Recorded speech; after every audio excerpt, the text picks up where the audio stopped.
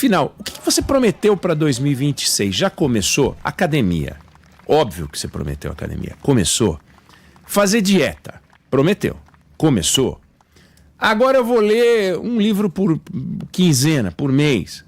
Comprou algum? Que promessa de 2020 para 2026 você fez e que já começou? E que promessa que você vai fazer, mas 2026 para você só começa depois do carnaval ou quem sabe da Copa do Mundo? Conta pra gente. 11 999 592 100, começando o Band News no meio do dia. Bom, apagou aqui, acendeu. Ontem, o ministro Alexandre de Moraes, do Supremo Tribunal Federal, que está interinamente na presidência, ele é vice-presidente do Supremo Tribunal Federal, mas no recesso só maior do que o recesso são as férias da Larissa Biscaia, é o que diz o Humberto Ferretti, não sou eu, essa parte é o Humberto Ferretti, que sempre que pode dá uma espetadinha na companheira, o que é um absurdo, eu sempre falo, Humberto, não faz isso e tal, mas ele insiste, enfim. Mas, tirando a Larissa Biscaia, a Juliana também estava nesse pacote, mas ela acabou voltando antes. Mas o recesso do Judiciário é extenso. E no recesso do Judiciário, o Alexandre de Moraes, presidente do Supremo. Aí o que ele fez? Ele determinou, não procurou a Procuradoria-Geral da República Nacional, determinou um procedimento para investigar se houve vazamento de dados sigilosos de ministros da Corte e de seus familiares na Receita Federal e no Conselho de Controle de Atividade Financeiras, o COAF. Veja só, ele mandou investigar de ofício, ou seja, acordou, falou, quer saber, vou investigar. Se vazaram dados pela Receita ou pelo COAF, dados de ministros meus, do Dias Toffoli ou de parentes. E aí a gente volta à velha discussão. Supremo Tribunal Federal, quando o Alexandre de Moraes começou com o inquérito das fake news, dava canetada para toda parte. Entendia ele que estava adotando o devido processo legal, lido, interpretado pelo Supremo, como é o devido processo legal na leitura deles. Agora, ele mandou investigar se a Receita ou o COAF vazaram informações de ministros do Supremo ou de familiares, sendo que não tem nenhum dado de ministro do Supremo circulando por aí. Nenhum dado. A imprensa não publicou uma informação sobre o Alexandre de Moraes, a imprensa não publicou uma informação sobre o ministro Dias Toffoli, sobre Edson Fachin, Gilmar Mendes, André Mendonça, escolhe. Nunes Marques, Carmen, qualquer um, não tem um dado circulando de ministro do Supremo. Se não tem nenhum dado de ministro do Supremo circulando, é de se perguntar onde vazaram dados de ministro do Supremo. Não vazaram dados de ministro do Supremo, porque ninguém viu. Vazaram informações, circulam informações sobre parentes de ministros do Supremo. Isso sim, sobre parentes de ministros do Supremo. Mas os parentes de ministros do Supremo não são os ministros do Supremo, são parentes de ministros do Supremo. E não consta que parentes de ministro do Supremo têm direito a este tipo de privilégio, que é uma canetada de ministro do Supremo determinando a investigação na Receita Federal, no COAF, sobre vazamento de informações deles. Então, se parentes do ministro do Supremo, que tiveram dados circulando por aí, estão incomodados, ou existe a suspeita, ou eles têm a indicação de que a Receita Federal ou o COAF vazou informações confidenciais, eles devem entrar na Procuradoria, Ministério Público, vão lá e fazem uma pedido de investigação, porque eles são vítimas de vazamento. Agora, o que está circulando e está na imprensa toda há um tempão, e o que está circulando mais recentemente? Na imprensa toda há um tempão, o contrato da mulher do ministro Alexandre de Moraes, Viviane Barsi de Moraes, com o Banco Master. E agora, mais recentemente, a informação de que 2 irmãos do ministro Dias Toffoli, o Igor e o José Eugênio, que são sócios de uma empresa de participações, teriam, num determinado empreendimento, tido como investidor um fundo que é administrado pelo REAG, que foi liquidado hoje. Fundo REAG, que é investigado por relações com o Banco Master, é investigado por relações com o PCC. Então, este tal fundo do REAG teria investido em empreendimentos em que investiram irmãos do Dias Toffoli. Não há investigação sobre isso, há informação sobre isso, há divulgação dessas informações, que não são da Receita Federal, que isso não é informação própria da Receita Federal, que a empresa A investiu na B, que o fundo A também investiu na B. Isso não é próprio da Receita Federal, nem do COAF, porque não se trata de uma movimentação financeira, não se trata de nada disso.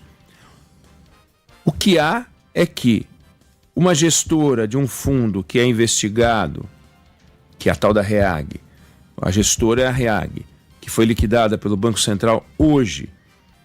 A gestora desse fundo tem um fundo lá, que é gerido por ela, que investiu no empreendimento onde investiram irmãos do Dias Toffoli. Não há uma denúncia de crime aqui. Não há uma investigação de crime. A Polícia Federal não investiga isso. No entanto, apesar disso, o ministro Alexandre de Moraes resolveu, de ofício, procurar a Receita Federal. Procurar a Receita não, né? Ele procurou o presidente do Banco Central por outro motivo, mas foi a Receita Federal, determinou uma investigação. Por quê?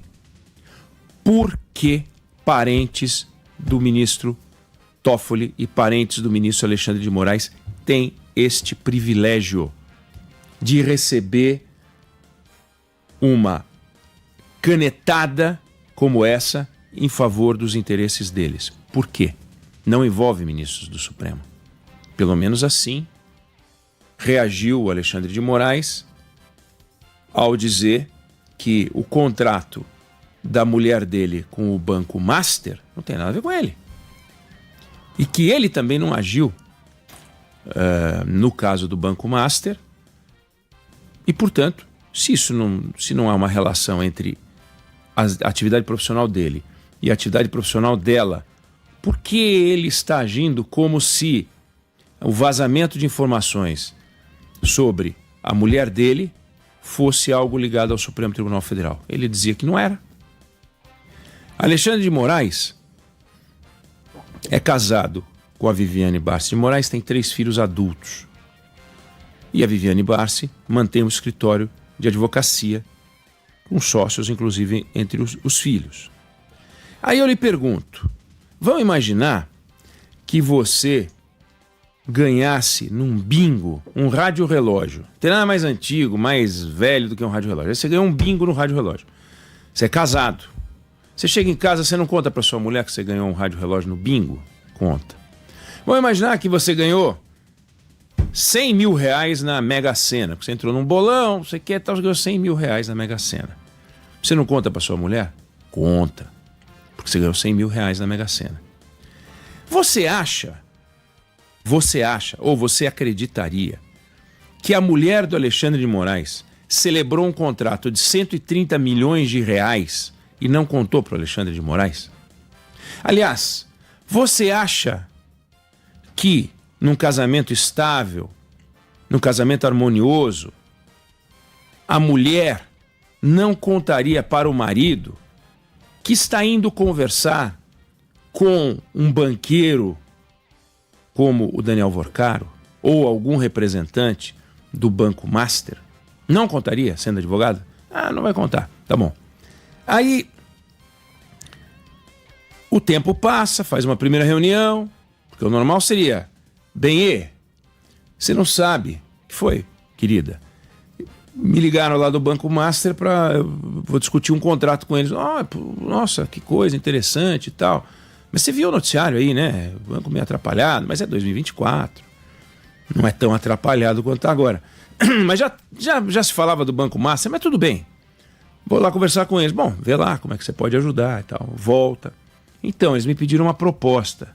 Ah, que legal. Vou fazer uma proposta. Bacana. Não fala de valores e tal. E depois quando vem e olha, mandei uma proposta de 130, eles aceitaram. Não fala? Quer dizer, o Alexandre de Moraes, a relação entre os dois é tão Chinese Wall, tem aquela muralha da China entre o juiz e a advogada, que a advogada não conta para o marido que ela fechou um contrato de 130 milhões de reais. Quem acreditaria? Olha, vamos acreditar. Vamos acreditar que ele não soubesse da existência do contrato, que ele não soubesse dos valores do contrato. Então, por que ele soltou uma nota dizendo que o escritório da mulher dele não agiu na fusão, na ideia de compra do BRB pelo banco, aliás, do Banco Master pelo BRB? Ué, ele não sabia de nada. Não deveria falar nada sobre isso. Então, é lícito, é justo perguntar o seguinte: se a mulher dele contou para ele, relatou todas as etapas dos diálogos mantidos para a construção e assinatura desse contrato, passo a passo, se isso aconteceu, ele sabia de tudo, inclusive das razões pelas quais ela foi contratada por esse valor de 130 milhões de reais. O Brasil tem vários escritórios de advocacia de primeira grandeza. Nenhum escritório de advocacia brasileiro de primeira grandeza jamais celebrou um contrato de 130 milhões de reais em honorários sem envolver êxito. Vários escritórios de advocacia ganharam mais do que isso, alguns 10 vezes mais do que isso, numa única ação. Mas isso era desempenho. Se ganhar, nós vamos ser beneficiários em 15 bi, 20 bi, você leva 1,5 bi. Êxito. Aí sim. Agora, honorários de 130 milhões de reais não existe. Não existe. Mas existiu para Viviane Barsi. Bom, se Alexandre de Moraes sabia de tudo, sabia de todas as razões, sabia o que estava por trás do contrato, ele sabe de algo que ele não se sente na obrigação de explicar. E para proteger a mulher dele e o contrato celebrado, ele vai e entra com um pedido de investigação contra a Receita Federal. Outra alternativa é, ela não falou nada para ele não sabia de nada, ele foi surpreendido por um contrato de 130 milhões que é absolutamente atípico, que ele sabe que é atípico, que ela sabe que é atípico, a não ser que ela mostre outros contratos de valores muito expressivos. Esse contrato, ele é completamente fora da curva. Se não é, o escritório é completamente fora da curva. Mas digamos que ele não saiba de nada. Nesse caso, ele foi enganado. E se ele foi enganado, é de se perguntar por que ele foi à Receita e não à vara da família para pedir divórcio, porque foi enganado. São as duas alternativas que resultariam.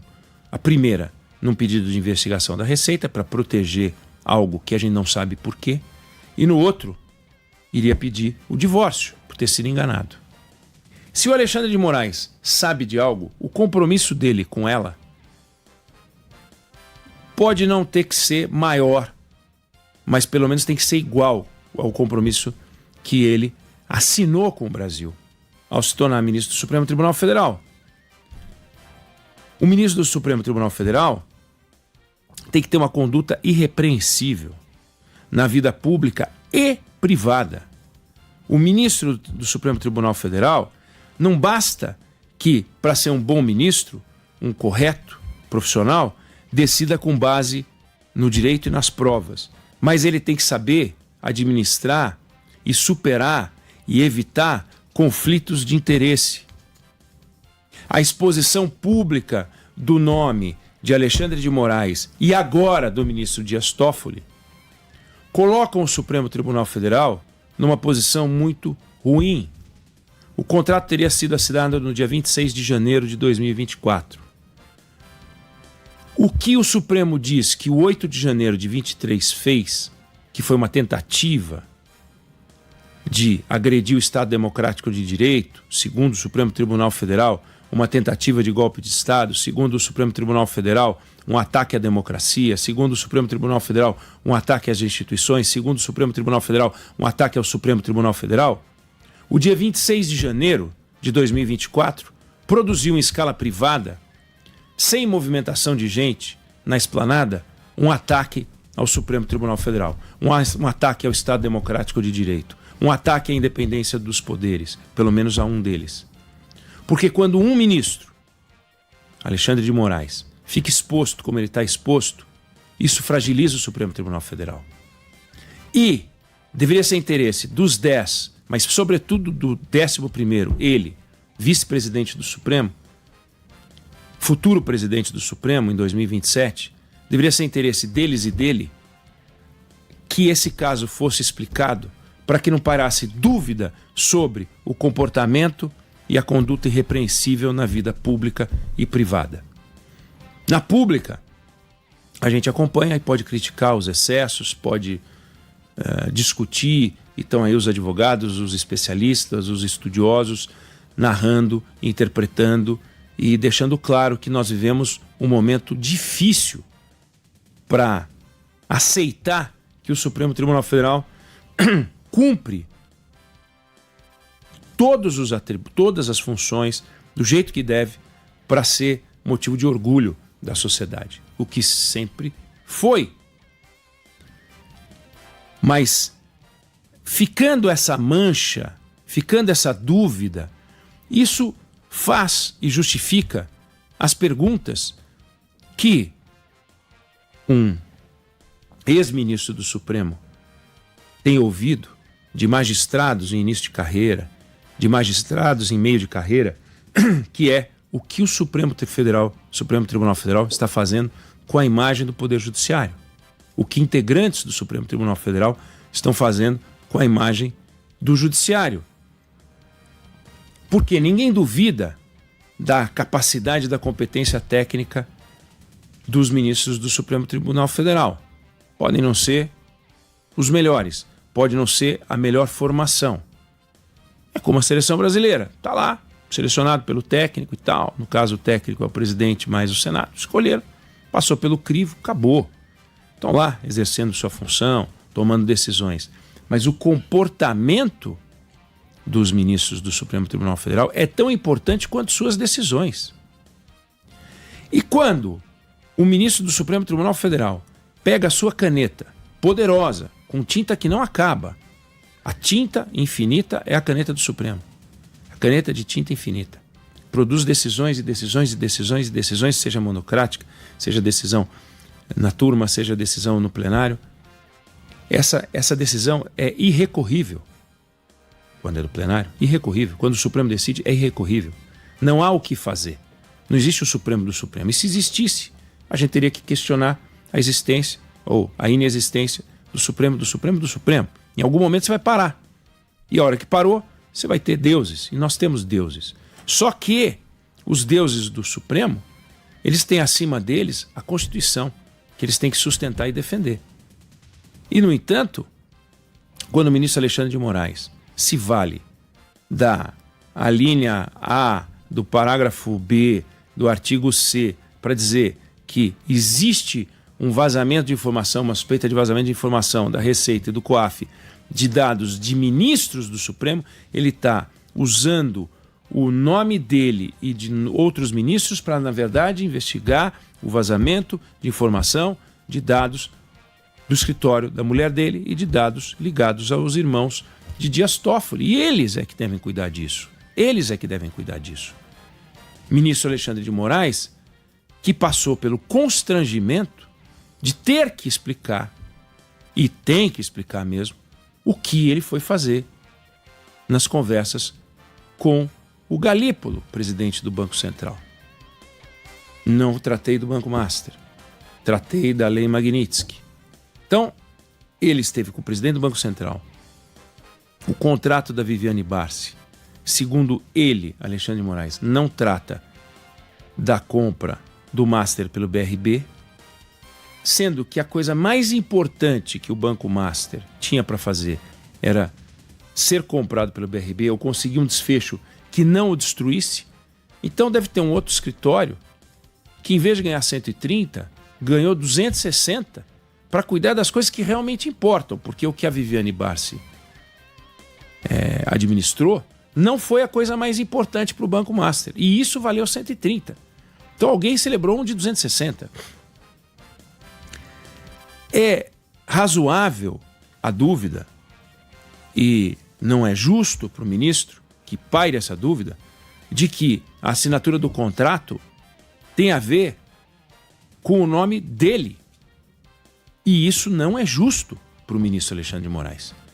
E o Brasil não merece isso. O Brasil não merece que um ministro do Supremo Tribunal Federal tenha que se explicar o tempo todo por um contrato que se arrasta há um tempo, já desde janeiro de 2024, e que foi descoberto agora. Por quê? Não se opera no Brasil com a transparência necessária, como em outros países, no caso dos Estados Unidos, no caso do Reino Unido, por exemplo, onde os ministros do Supremo Tribunal Federal têm, no caso do Reino Unido, a obrigação de saber o que fazem seus parentes diretos. Obrigação.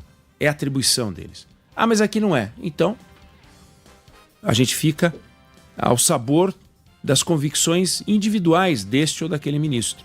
E quando um dos ministros entende que um contrato de valores ultrajantes para a advocacia, para a sociedade, inexplicáveis, ou inexplicados, vamos deixar assim, inexplicados, talvez sejam explicáveis, mas por que Viviane Barsi não explica? Por que Alexandre de Moraes não explica? Aí Alexandre de Moraes não explica porque isso é um problema da Viviane Barsi. Claro, como eu falei, Chinese Wall, muralha da China separando um do outro.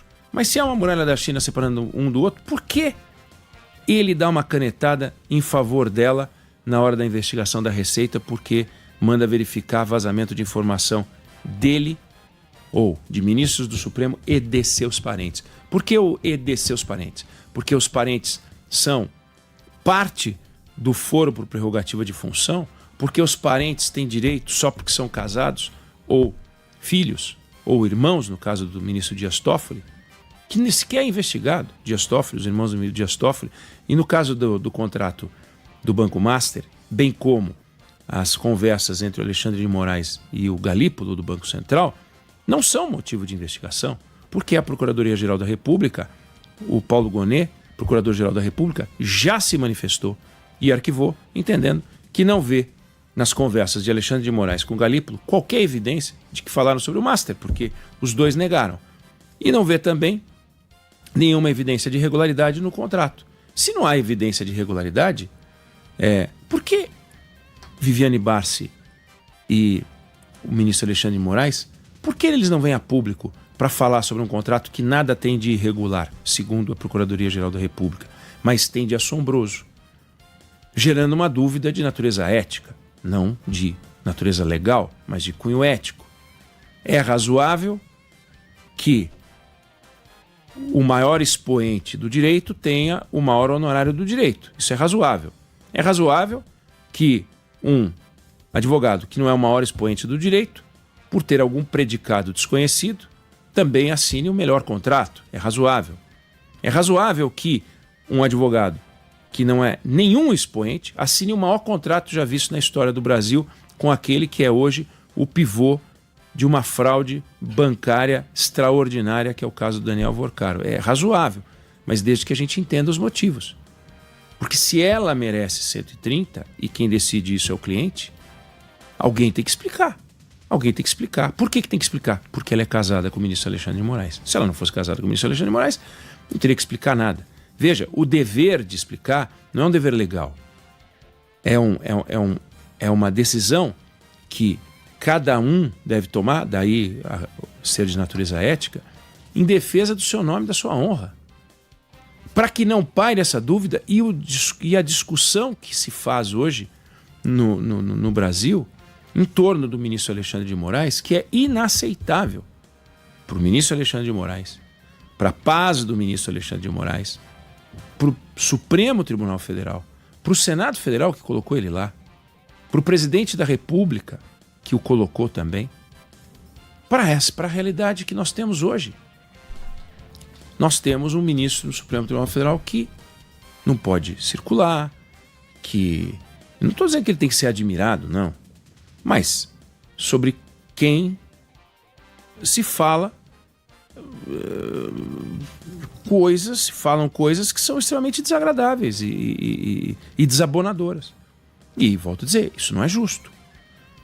Não há qualquer dúvida concreta contra o ministro Alexandre de Moraes. Não há nenhuma dúvida concreta levantada contra ele, de que ele é o verdadeiro beneficiário do contrato. Ninguém está falando isso, pelo menos abertamente, ninguém afirma nada parecido.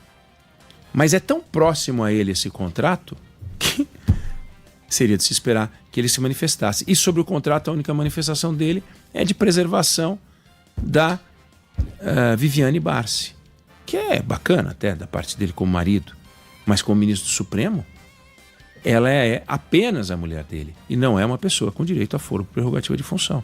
Então, o ato do Supremo Tribunal Federal, do mais graduado ministro do Supremo Tribunal Federal, que é o presidente, embora sejam todos iguais, pares, mas ele é o presidente interino, ele não era o Edson Fachin que estava lá, ele, de ofício, sem procurar a Procuradoria-Geral da República, sem fazer um pedido, sem que ela, Viviane Barsi, sem que eles, Igor e José Eugênio, irmãos de Toffoli, tenham pedido à Procuradoria uma atitude porque se sentiram agredidos pelo Estado, com vazamento de informação, entra com pedido de informação, checa, manda investigar, pede, a polícia vai investigar.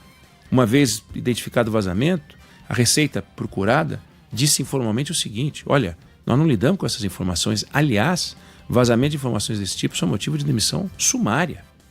Porque a Receita, ao deter o sigilo, porque veja, o Estado, por natureza, quebra o sigilo, né? Porque as suas informações, elas pertencem a você e ao órgão que administra aquela informação. Então, o seu sigilo já não é só seu, não é só você que sabe, é você e alguém, você e uma máquina, você e um conjunto de computadores. Aquele conjunto de computadores, ele é administrado por um núcleo, por um grupo de servidores que detém o sigilo. Eles são responsáveis pela guarda do seu sigilo. Se uma informação que é de responsabilidade de um servidor do Supremo da Receita vaza, isso é um escândalo e deve ser punido com demissão, fora as punições judiciais, legais. Mas não há evidência de que tenha envolvido o ministro do Supremo. Então, nós temos um problema muito grave no Supremo Tribunal Federal. Tudo aquilo que antes era discutido por radicais de direita, porque estavam incomodados com a atuação do ministro Alexandre de Moraes, que usa a palavra democracia para proteger uma atitude que a gente tem o direito de questionar, mas porque teve um papel que ele entende que foi importante, que o Supremo entende que foi importante, que uma parte da sociedade entende que foi importante, porque o 8 de janeiro... O julgamento do presidente Bolsonaro é uma coisa, o 8 de janeiro é outra. Mas tem o seu papel, tem a sua responsabilidade. E o nome dele está na história, mas o nome dele tem que ficar na história da justiça brasileira, não na história policial. Não na história policial, noticiário policial. E isso é muito ruim. E é surpreendente que ele não se incomode. É surpreendente que o ministro Dias Toffoli não se incomode de ver o nome dos irmãos fazendo um negócio que de repente master ou reag. Não há nenhuma evidência, prova de que eles estão relacionados com qualquer irregularidade. Mas então que falem, que venham a público, que se defendam, ou que se expliquem, ou que expliquem, acalmem a sociedade, que a sociedade tem o direito de saber. Aí eles vão dizer, podem dizer, não é a sociedade que tem o direito de saber, são esses jornalistas insuportáveis que ficam xeretando a nossa vida. Desculpa. Não há na história nada parecido. O Supremo Tribunal Federal tem uma história longa. Não há na história nada parecido. Não há na composição do Supremo, na história do Supremo Federal, nenhuma etapa em que se levantou tanta dúvida de caráter pessoal, discutindo integridade. Eles não podem aceitar isso. Os ministros não podem aceitar. E quando eu digo que eles não podem aceitar, não é sair distribuindo processo para tudo que é lado, não. Explica. Vem a público, explica. Dá uma entrevista, solta uma nota, escreve um artigo, divulga pela assessoria do Supremo, faz o que quiser. E o escritório, mesma coisa. Mas o escritório não é poder público, não temos nada a ver com o escritório. O escritório quer fazer, não quer um privado. Fez um contrato com outro privado, mas espera aí. Este contrato de privados aconteceram aos montes na Lava Jato. Contratos de privados.